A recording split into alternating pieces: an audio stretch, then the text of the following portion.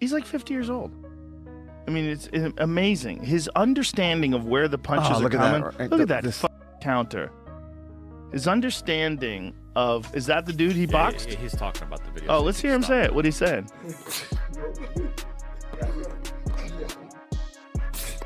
Oh my God, I didn't even see that. That was a perfect body shot. Look, he's coming. And he touched you with that. Yeah, just touched him. Oh, Jesus. He's going to have an exhibition with Tyson, which is crazy. Yeah, that's crazy. Mike is so much bigger than him. Yeah, he's but so much bigger than him. he's not going to land a fist on Mayweather. Right. It's not after his last performance. You know, I think Tyson just needs What do to you think was going on with that, the last one? It looked a little bit like sparring. Floyd Mayweather tackles a grueling 6-round sparring session against a heavyweight, fine-tuning his technique as he prepares for a showdown with Mike Tyson. Jesus. That's funny. That If he wanted to take you down with that liver shot, he would have taken you down. Yeah, easily. He's just tapping him up. But it's that guy's got a great sense of humor about it. It's very funny how he's laughing about it. During sparring, Floyd Mayweather showcases laser-focused movement, smooth combinations, quick reflexes, and measured power that keep his partners constantly on their toes. You know, I mean, you got to think this guy is 50 years old. I mean, how old is Floyd now? He's got to be close to 50. Got to be late 40s, 48. Yeah, late 40s. But I mean, past his prime, and still just making millions of dollars fighting Doing people that have exhibition no fights. business. He's really brilliant. What he's doing is brilliant because he gets these guys to fight him. They have no business fighting him. He's making millions of dollars. Yeah. He puts on a show. Do you see the one he did? I guess it was in Dubai, where he took the ring card and he was walking around in between rounds holding the ring card. Oh my God, He I took didn't it from see the that ring one. card girl. He was just Following that round, Floyd went on to spar with a different partner as well.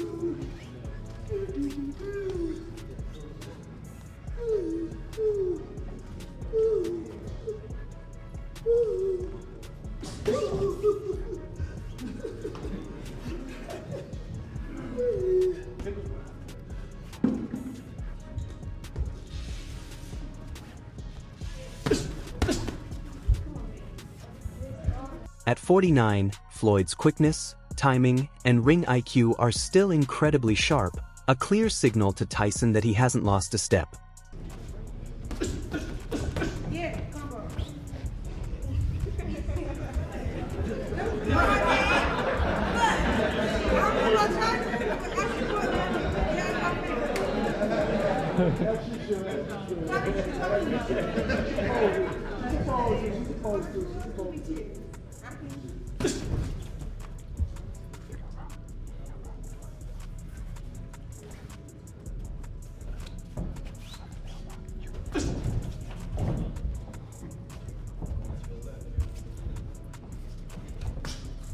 In training camp, Floyd pushes himself relentlessly, hitting the pads with precision and focus, honing every movement with discipline, technique, and intensity. Every detail is perfected. Right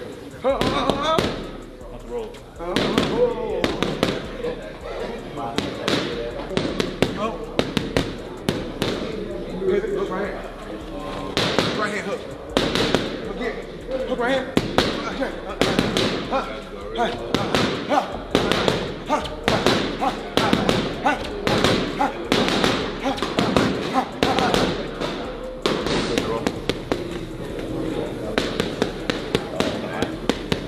Slide and drop. Punch it. Here we go. Drop. Walk it. Punch it. Six. Punch it.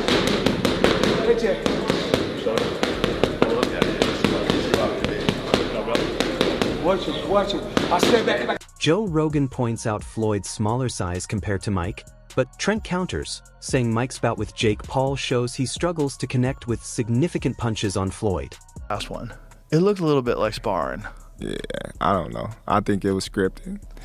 Yeah. I ain't never seen Tyson biting his gloves, and like you could just, it was taking all that he could not to like hit him. It was just like, it's heartbreaking to see a icon go out like that. Yeah. You know, and but it's crazy also to see him fight at 57 years old. Like, that's nuts. But still, like, he shouldn't have been in there at all. You know, I think it's other ways. Yeah. You know, it's other ways for. But what did he get? People. He got at least 20, right? Yeah, but still, I think. I think he needed that money. Yeah, but with all his connections and things like that, I think people could have put him in the right position to make some money. If he's got people with him that are looking out for his best interest. But you know how it is. When there's a guy like that that's a big name, usually everybody around him pretends they're looking out for their best interest, but there's always lawsuits later on. You find out someone was stealing money or not paying him what he deserved. There's always a bunch of bullshit involved. Yeah. Wade Plemons breaks down the Jake Paul versus Mike Tyson fight, pointing out what it revealed about Mike's current fitness and readiness. Even with Jake holding back and fighting cautiously, Tyson had trouble asserting his usual dominance, showing noticeable fatigue, slower reactions, and reduced punching strength. Long as an ox, but how much can you really expect him to do anything versus Floyd? Couldn't really land on, he landed like 1 or 2 punches on Jake, but couldn't really do much with him. What's he going to try to do with Floyd Mayweather? Floyd's going to make him look silly in this exhibition, and it's going to look worse than what we saw with Jake because of, how small Floyd is. But Terrence Crawford said something interesting there as well. He said, I've never seen Mike Tyson bite his gloves like that. And I think Terrence Crawford is a pretty big historian of the sport. And I'm not saying he should know everything about it. I certainly don't. But Mike Tyson has indeed bit his gloves. And this is what Terrence is talking about. This was the narrative around the fight was that Mike Tyson was biting his gloves so that he wouldn't punch Jake in the face. Clemens notes that these vulnerabilities are a clear warning to anyone thinking about facing Tyson at this point in his career. Turning to the upcoming fight with Floyd Mayweather, he stresses that Mike is up against a completely different challenge. Unlike Jake Paul, Floyd doesn't rely on raw power. He depends on precision, speed, timing, and technical skill. His punches are calculated, his accuracy relentless, and his ability to capitalize on even the smallest mistake makes him a serious threat, even for a legend like Tyson. According to Clemens, this matchup comes with major risk. It exposes Tyson's weaknesses while giving Floyd a strategic advantage. He concludes that the fight isn't just tough, it might not even be necessary, given the clear differences in readiness, style, and approach between the two fighters. Even the great Teddy Atlas has spoken about this with Tyson and his career. Questions out there, my son told me, about the thumb biting, okay? Thumb biting, right? And we're not talking about the thumb biting with your nephews or with your children or, with that stuff. We're talking about Mike Tyson biting his thumb during the car. First of all, that's something that he did in his amateur day, he did in his pro days, and now, of course, he did it again. That's something that he has done. And he's, for people that follow Mike Tyson, his career, they've seen it before.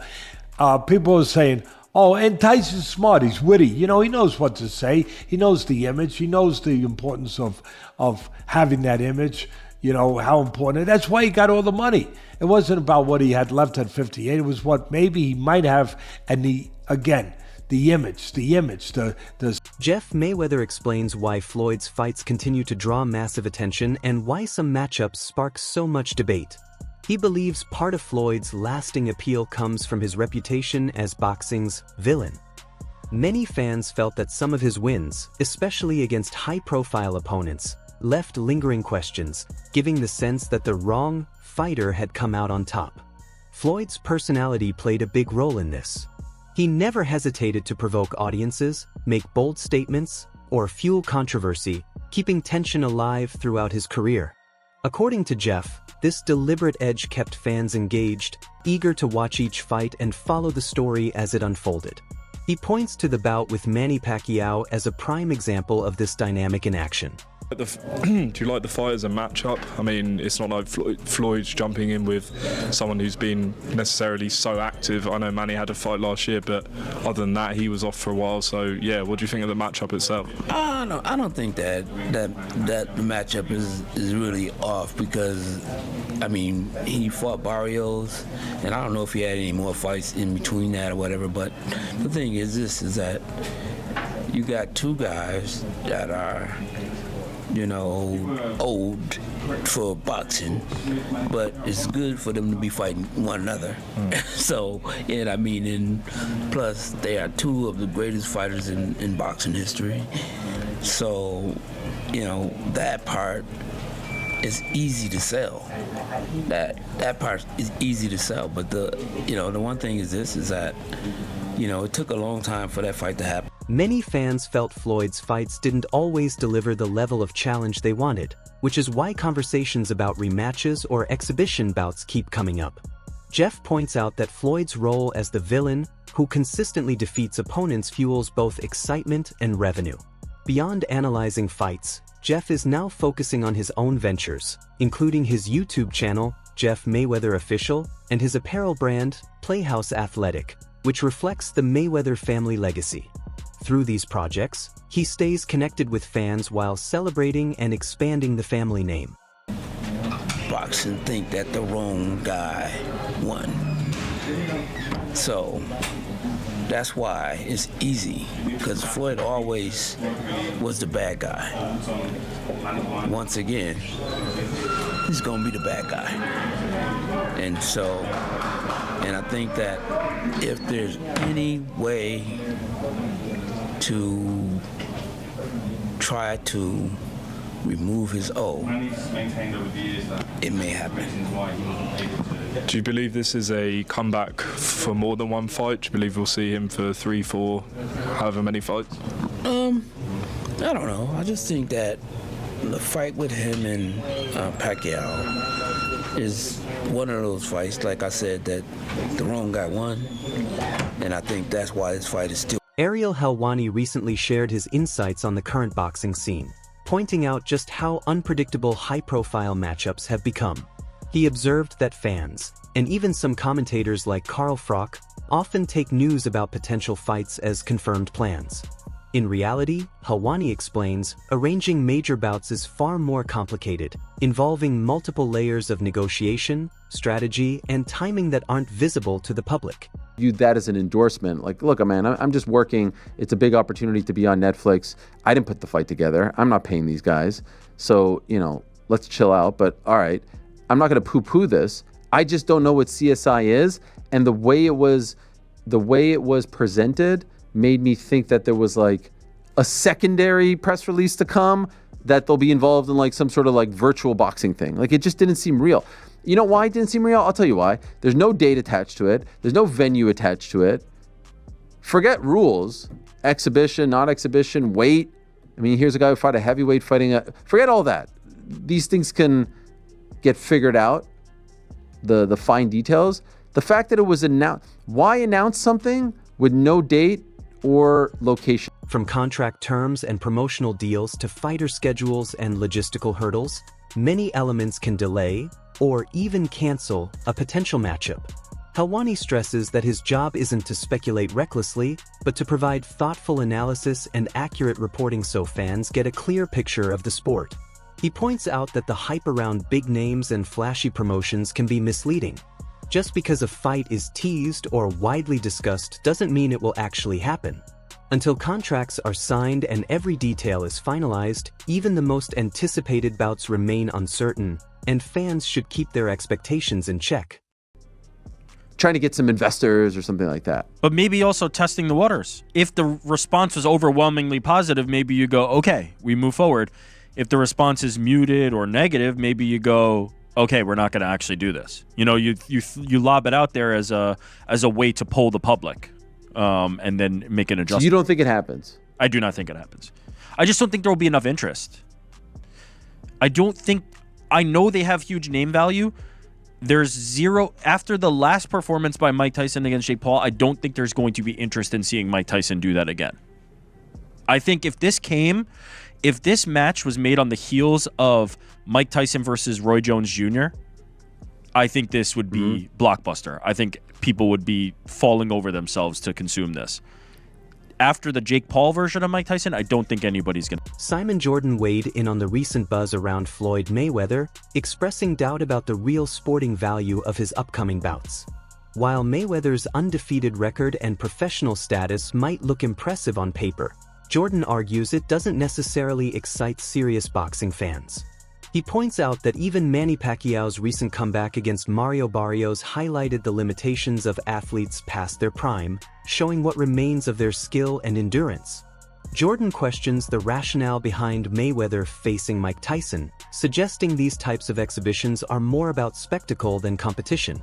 He also emphasizes how platforms like Netflix are turning boxing into entertainment, backing high-profile events like Jake Paul versus Mike Tyson or Anthony Joshua fights. According to Jordan, the goal isn't pure sport but commercial success, measured in subscriber growth, engagement, and revenue, demonstrating the financial incentives driving these matchups. To this at all?